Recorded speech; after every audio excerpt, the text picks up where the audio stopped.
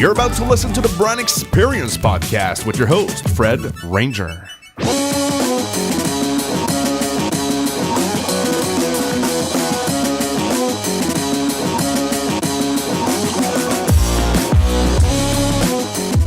Hello, everyone. How are you doing? My name is Fred Ranger, and I'm so happy that you're deciding to tune in to the Brand Experience Podcast today and give me a couple minutes of your time so we can chat and have a fun time discussing about what we love, which is communication, marketing, branding, and where it's going. So today I want to address a topic that I think a lot of you have been witnessing over the past several months or even several, years. And it's the online video revolution.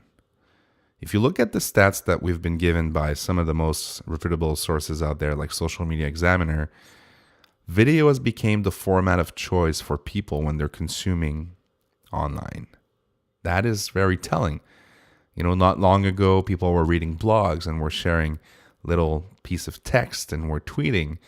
But now people prefer to see or to watch a video, whether if it's a brand talking or if it's an individual talking. As a matter of fact, YouTube has released some stats, and they've told us that 1.5 billion people are logged in and are watching video every single day. That is a lot of people. 1.5 billion logged in users are watching videos.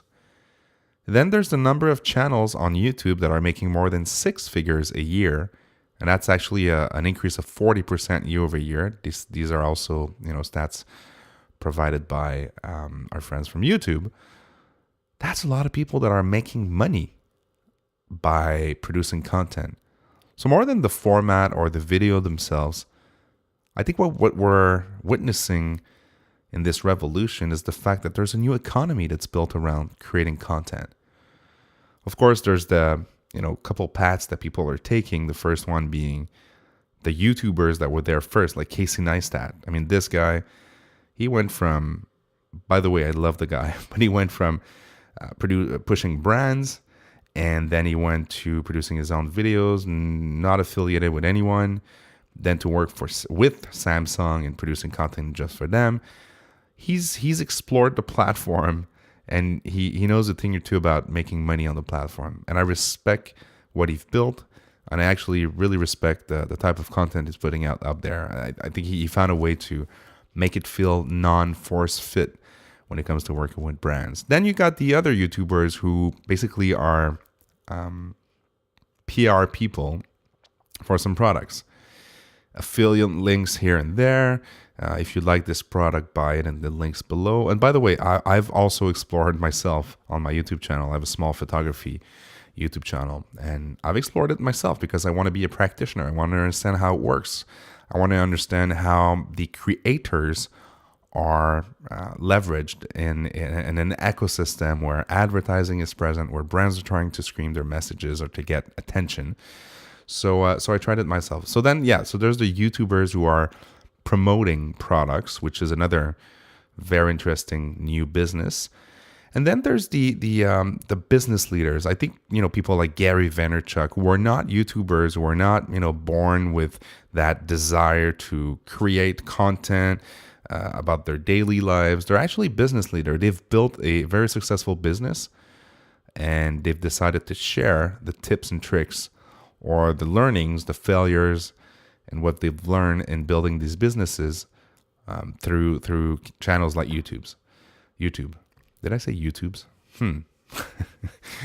I'll try to stick with the real name.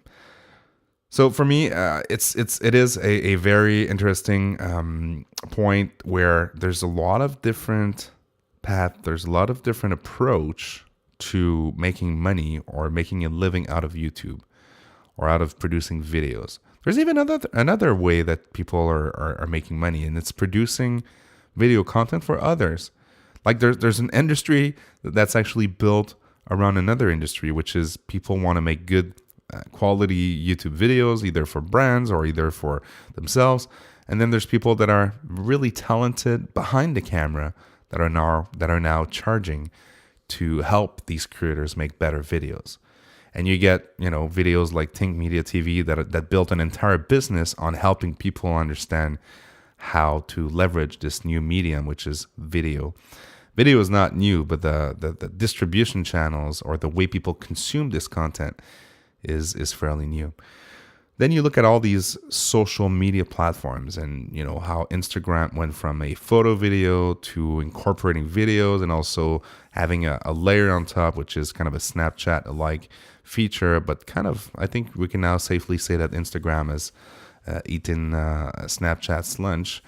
But now they're now a video platform. I think it's safe to say that Instagram is still photo, but betting a lot of their eggs on video moving forward. Then you look at Facebook. Most of the content you see out there is mainly videos. Yes, a lot of videos of cats and so on and so forth, but a lot of also very good quality content being built for the platform. And then you get Snapchat was video and photo, but again, highly focused on video.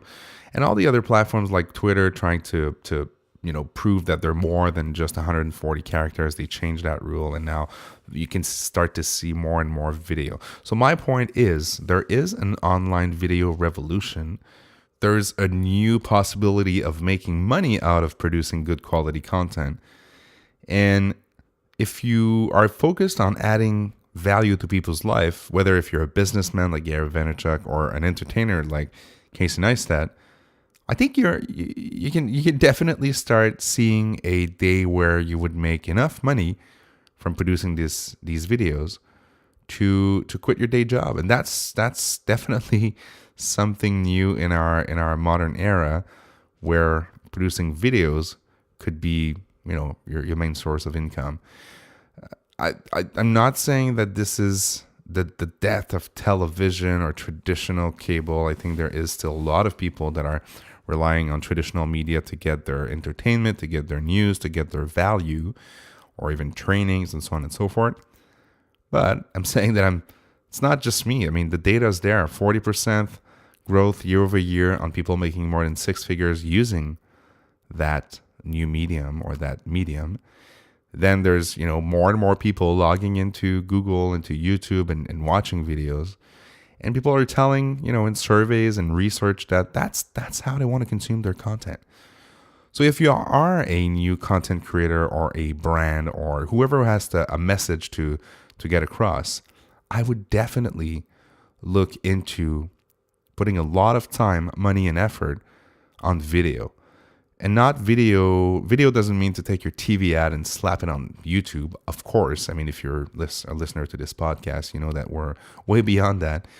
But we're talking about being native to the platform. And that's also my other point about this video revolution, is that the more and more we learn from our experiences, the more and more we understand that being native to the platform, which is YouTube, which is Instagram, which is Facebook, developing content specifically made for that audience and for that platform is the real key to getting, to success using video and leveraging that medium to make money. Again, regardless if you're a brand or an individual. So that's my thinking tonight. I want to hear about you. What is your video strategy? Are you as a brand or as an individual thinking about these things? Or are you stuck in what I would call a traditional way of seeing marketing and branding and brand experience? On that note, please make sure you subscribe to the podcast. Please make sure you share it with your friends and family. And remember that it's always all about the experience. Cheers.